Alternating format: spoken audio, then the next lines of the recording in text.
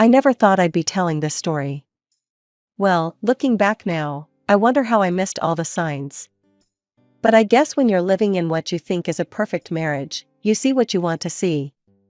My name is Isabella, and until 6 months ago, I thought I had it all figured out. Logan and I lived in my grandmother's old apartment, a spacious place in the city that she left to me in her will. Logan worked as a realtor at Bennett & Associates, always coming home with stories about the crazy housing market and clients who wanted swimming pools in impossible places. I kept busy as a construction company manager, which meant we both understood each other's work stress. When people asked how we met, we'd laugh and tell them it was meant to be, a realtor and a construction manager, building our future together. "Honey, the Petersons are coming over tonight," Logan would say, grabbing his coffee before heading out. And Brittany asked if she could bring Tommy again. She couldn't find a sitter. Ah, Brittany. She worked with Logan at the agency, this petite blonde single mom who always seemed to need help with something. I remember the first time she came to one of our gatherings, clutching her little boy's hand like a lifeline. "I'm so sorry to bring him," she'd said, looking apologetic. "I just don't have anyone to watch him." "Don't be silly," I'd replied, watching the toddler toddle around our living room. "He's absolutely welcome here." I spent many evenings watching Tommy while Brittany mingled with our other guests. He was such a sweet kid, always ready with a hug and calling me Auntie Bella. Sometimes I'd catch myself imagining what it would be like to have our own child running around the apartment. That was our one cloud in an otherwise sunny sky. Logan and I had been trying for a baby since our first anniversary. 4 years of marriage, 3 years of actively trying, and nothing. Every month brought new disappointment, but Logan always knew exactly what to say. "It'll happen when it's meant to happen, he'd whisper, holding me close. "And if it doesn't, we can always adopt. There are so many kids who need homes." We rarely fought, and when we did, it was about silly things like whose turn it was to do the dishes, or whether we should paint the guest room blue or green. I never once suspected Logan could be hiding anything from me. Why would I? He was always home for dinner, always answered his phone, always seemed completely devoted to me and our life together. The last normal day of my life started like any other. Logan kissed me goodbye, said he had some paperwork to finish at the office, and promised to pick up Thai food for dinner. I remember thinking how lucky I was, how blessed our life was. I was heating up leftover lasagna when I heard Logan's key in the lock. So much for the promised Thai food, I thought with a smile. But when the door opened, the container of leftovers nearly slipped from my hands. Logan stood in our doorway, but he wasn't alone. In his arms was Tommy, Brittany's son, his little head resting on Logan's shoulder. The boy was clutching his favorite stuffed giraffe, the one I'd given him for his 3rd birthday just 2 months ago. "Logan?" My voice came out barely above a whisper. "What's going on? Where's Brittany?" He didn't answer immediately. Instead, he walked to our couch and sat down, still holding Tommy, who had fallen asleep during what I assumed was the car ride home. The sight was so domestic, so natural, and yet something felt terribly wrong. "We need to talk," Logan finally said, his voice rough. He wouldn't meet my eyes. "You're scaring me." I perched on the edge of our coffee table, facing them both. "Why do you have Tommy? Did something happen to Brittany?" He took a deep breath, and in that moment, I knew whatever he was about to say would change everything. "She died, 2 weeks ago. Cancer." His voice cracked. "She'd been fighting it for the past 6 months. Tommy, he's my son, Isabella." The words hit me like a physical blow. I stood up so quickly, I knocked over a framed photo on the coffee table. The crash of breaking glass made Tommy stir, but he didn't wake up. "What did you just say?" My voice sounded strange to my own ears. "Brittany and it was a long time ago. It didn't last long, I swear. I never loved her, It was a mistake, a stupid mistake." "A long time ago?" I felt like I was watching myself from outside my body as I did the math. "Tommy just turned 3. We were already married." Logan flinched. I know, and I'm so sorry. But Isabella, you have to understand. Understand what? I cut him off. That you cheated on me? That you've been lying to me for years? That I've been babysitting your secret child at our dinner parties? Please keep your voice down, he pleaded, glancing at Tommy. Look, I know this is a shock. But there's more we need to discuss. Tommy's grandparents, they're not in a position to raise him. I'm his father. I need to step up. What exactly are you saying? I've decided to take full custody of Tommy. His grandparents agreed. And I want us, you and me, to raise him together. I stared at my husband of 4 years. Brittany, single mom. She'd never been a single mom at all. She'd been my husband's mistress, raising his child right under my nose, letting me babysit him, accepting my birthday gifts, sitting at my dinner table. No. The word came out quietly at first, then gained strength as I repeated it. No, Logan. Absolutely not. He shifted Tommy to his other shoulder, his face hardening. What do you mean, no? I mean, I'm not doing this. I'm not raising this child. I can't believe you'd even ask me to. Can't believe I'd ask you? Logan's voice took on an edge I'd never heard before. Isabella, you've been taking care of him since he was a baby. You love him, I've seen it. I loved a lie. I was struggling to keep my voice down. I took care of him because I thought he was your coworker's son. Because I felt sorry for what I thought was a single mother. Every moment, every interaction was based on a lie you told me.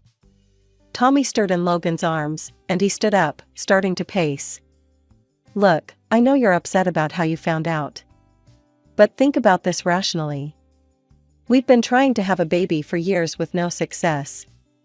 The casual cruelty of his words felt like a slap. Excuse me? Let's be honest, we don't even know if you can have children. He continued pacing, his voice taking on a persuasive tone that made my skin crawl. Remember all those conversations we had about adoption? About how there are children out there who need homes? Don't you dare, I hissed. Don't you dare use that against me. I'm not using anything against you. I'm being practical. We were going to adopt anyway. Here's a child who already knows us, who already loves you. And he's my son, Isabella, my flesh and blood. As opposed to some strange, unfamiliar child from an orphanage? Is that what you're saying?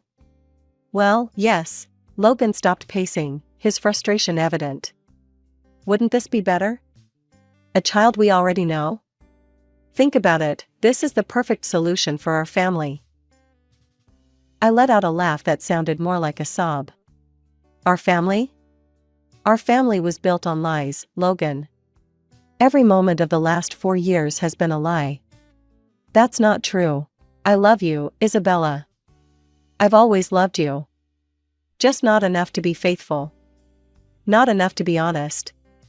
I stood up straight, something hardening inside me. I want you to leave. Take your son and go. You can't be serious. Logan's face darkened. This is my home too. No, it's not. My voice was steady now, cold. This apartment belonged to my grandmother. She left it to me in her will. Or did you forget that convenient little detail while you were making your plans? Isabella, be reasonable. I am being reasonable. I'm giving you time to pack your things before I call a lawyer. I walked to our bedroom, my bedroom now, and pulled out his suitcase from under the bed. You have 2 hours. You're making a huge mistake, he called after me. You're letting anger cloud your judgment. Think about Tommy. I am thinking about Tommy, I replied, wheeling the suitcase into the living room. I'm thinking his father is a liar who cheated on his wife and let her babysit his illegitimate child for 3 years without a shred of remorse. I'm thinking he deserves better than that. The next 2 hours passed in a blur of silent packing and muffled conversations as Logan made phone calls, probably to his mother, I thought bitterly. Tommy woke up confused and crying at one point, and I had to leave the room. I couldn't bear to look at him, knowing now why his eyes seemed so familiar. They were Logan's eyes. Finally, Logan stood at the door, suitcase in one hand, sleeping Tommy in the other. He turned to me one last time. "This isn't over, Isabella." I didn't respond. I just closed and locked the door behind them, then slid down to sit on the floor, my whole body shaking. I was still sitting on the floor when my phone started ringing. Logan's mother's name flashed across the screen. For a moment, I considered not answering, but I knew Linda well enough to know she wouldn't stop calling. "How dare you?" Her voice hit me before I could even say hello. "How dare you throw my son and grandson out on the street like common criminals?" I pressed my fingertips to my temples, feeling a headache building. "Linda. Don't you Linda me. I've never been so disappointed in anyone in my entire life." She was practically screeching now. "What happened to the vows you took? For better or for worse, do those words mean nothing to you? You want to talk about vows?" My voice rose to match hers. "How about forsaking all others? Did Logan forget that part when he was sleeping with his coworker? My son is going through a tragedy." Linda's voice cracked with emotion. "The mother of his child just died, Isabella. Where's your compassion? Where's your humanity?" I let out a bitter laugh. "My humanity? What about Logan's humanity when he watched me babysit his secret child for 3 years? What about his humanity when he let me comfort Brittany about being a single mother when he knew the truth?" "You're being selfish," Linda spat. "All you can think about is yourself. This isn't about you, it's about an innocent child who just lost his mother. No, this is absolutely about me." I stood up, pacing the apartment as I spoke. "Your son cheated on me. He lied to me for years. And you know what's really interesting? If Brittany hadn't died, I bet he would have kept right on lying. Did you know too?" There was a telling pause on the other end of the line. Oh my God, my legs went weak. "You knew this whole time." "Isabella, please." Her voice turned placating. "Try to understand. What good would it have done to tell you? The past is the past. What matters now is that sweet little boy needs a mother." "Stop," I cut her off. "Just stop. You don't get to play the sympathy card now. Not after years of lying to my face. These things happen, Isabella." Linda's voice took on a reasonable tone that made my blood boil. "Men make mistakes. The important thing is that Logan loves you. He chose you. And that little boy needs you. You've always wanted a child. I'm divorcing your son. I've already made up my mind." "Isabella, don't be hasty. Think about what you're doing. Think about Tommy." "Goodbye, Linda." I hung up the phone and blocked her number in one swift motion. Then I slid down the wall again, hugging my knees to my chest as the tears finally came. After blocking Linda's number, I did what any daughter would do in a crisis. I called my parents. My hands were shaking as I dialed, but I knew Mom and Dad would understand. "Hi, sweetie." Mom's voice was warm, and I nearly broke down at the sound of it. "Linda just called us." My heart sank. "Mom, let me explain." "Isabella, darling, you're overreacting." Her tone shifted from warm to lecturing in an instant. "These things happen in marriages. You need to be more understanding." I felt like I'd been punched in the gut. "Overreacting? Mom, Logan cheated on me. And? Men stray sometimes, Isabella. It's not the end of the world." She sighed like I was being particularly dense. "The important thing is he came clean and wants to make it right." Came clean? I was practically choking on the words. "He only told me because Brittany died. He had no choice." Well, maybe this is a blessing in disguise. Mom's voice took on that practical tone she used when she thought she was being helpful. "Let's be honest, sweetheart, you haven't been able to give him children. At least now you have a chance to be a mother." The casual cruelty of her words left me breathless. "Did you really just call me infertile?" "I'm being realistic. You're not getting any younger, and here's a child who needs a mother. You should be grateful for the opportunity." "Grateful? I couldn't believe what I was hearing. Grateful that my husband cheated on me and hid his illegitimate child for 3 years? Oh, stop being so dramatic. Mom clucked her tongue.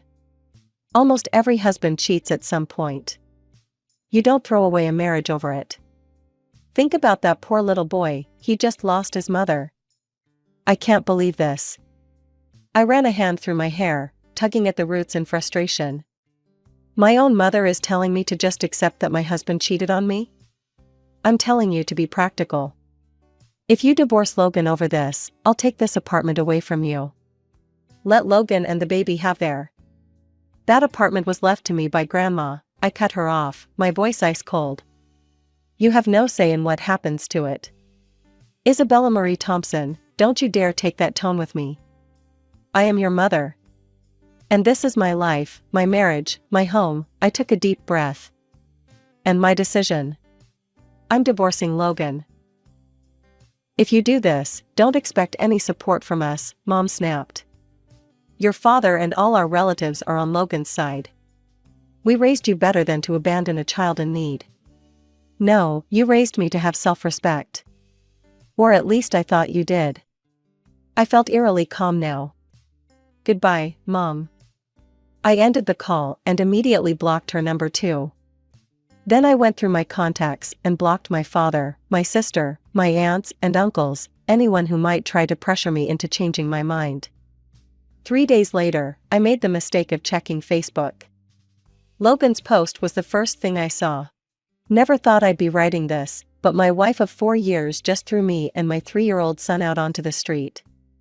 My boy just lost his mother to cancer, and now we're basically homeless because my wife refuses to show any compassion. We're currently staying in a hotel, trying to figure out our next move.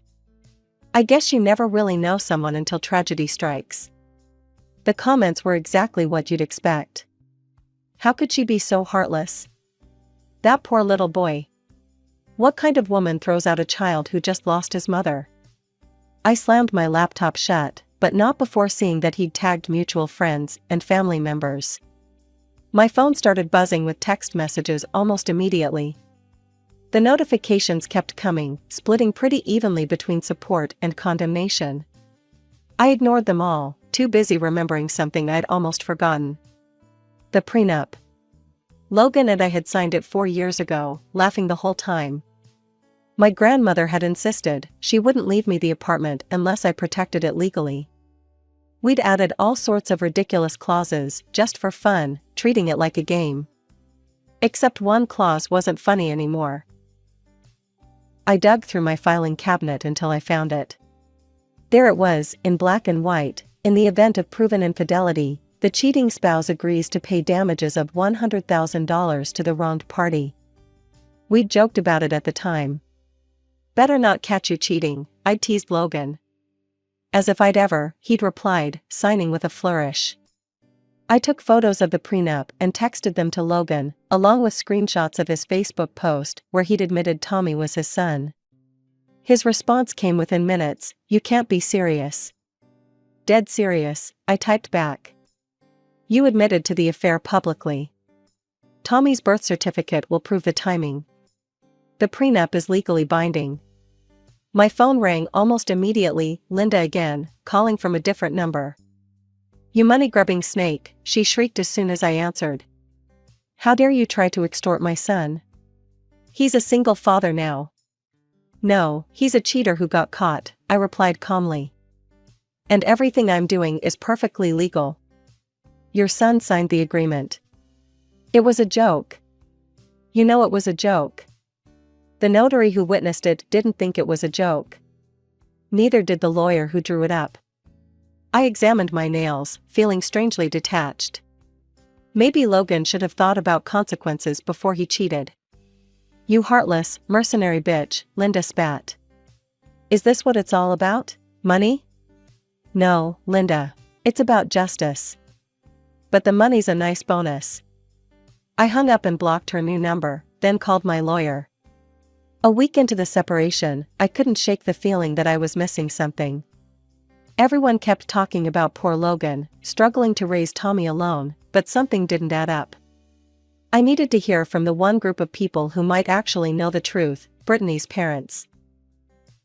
I called my friend who'd worked with Brittany at a previous job. And an hour later, I had the number for Mr. and Mrs. Anderson. My hand trembled as I dialed, unsure what reception to expect. After all, I was the wife of the man their daughter had an affair with. "Hello, Mrs. Anderson? This is Isabella Thompson, Logan's wife." There was a pause, and I braced myself for anger or hostility. Instead, I heard a gentle sigh. "Isabella, yes, we've been hoping you might call." Mrs. Anderson's voice was surprisingly warm. "I'm so sorry you had to find out about everything this way. I just need to understand some things," I admitted. "About Tommy's future." "Ah," Mrs. Anderson said softly.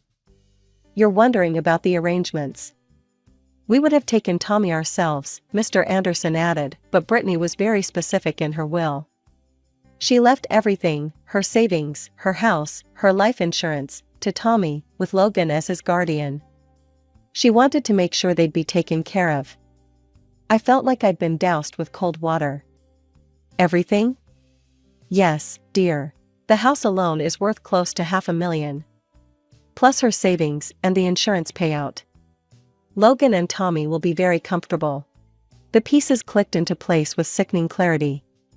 Logan had been playing the penniless single father while sitting on a small fortune. And Linda had known. She'd been trying to manipulate me into dropping the lawsuit, counting on me not finding out about Brittany's will. "Mrs. Anderson," I said slowly, "thank you. You've helped me more than you know." "Isabella," she called just before I hung up. "For what it's worth. Brittany regretted what she did to you. At the end, she talked about coming clean, making things right. But Logan, he always insisted on keeping it quiet." "Of course he did. Why admit to one lie when you could just keep piling on more?"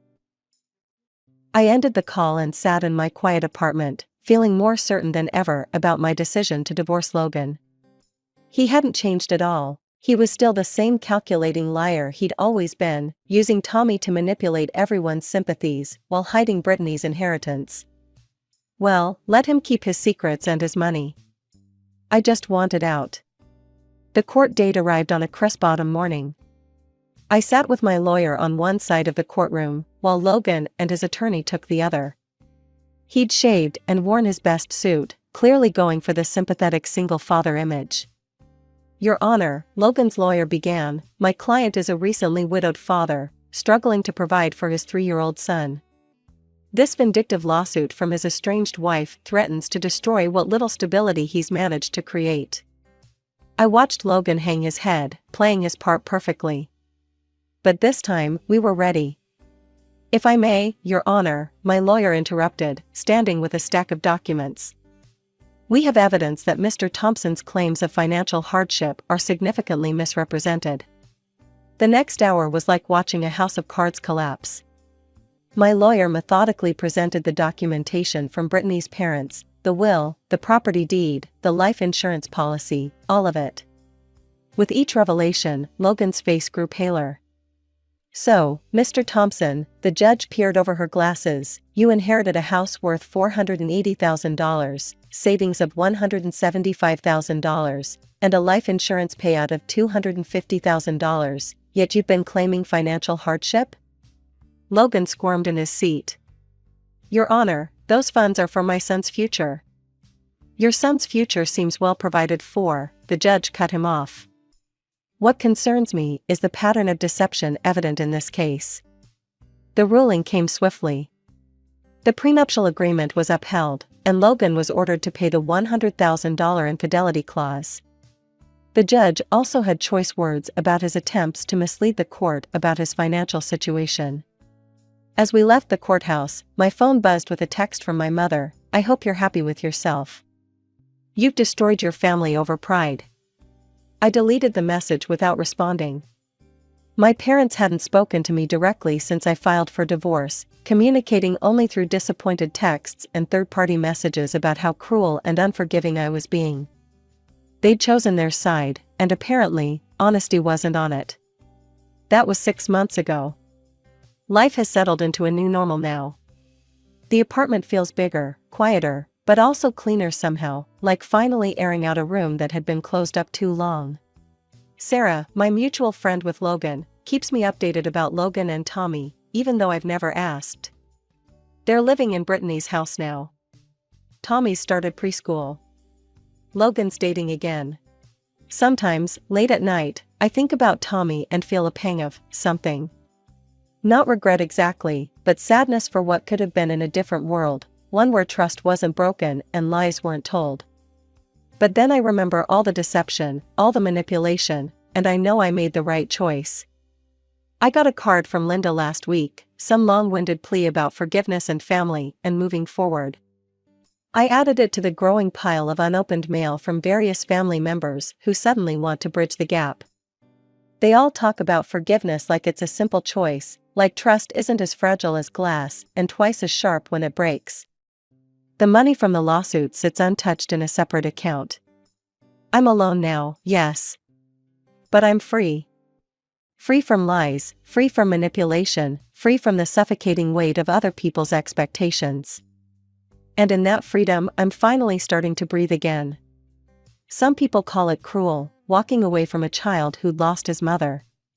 But sometimes the kindest thing you can do, for yourself and for others, is to remove yourself from a situation built on lies. Tommy has his father, his grandparents, and a secure future. And I have my truth. That's enough.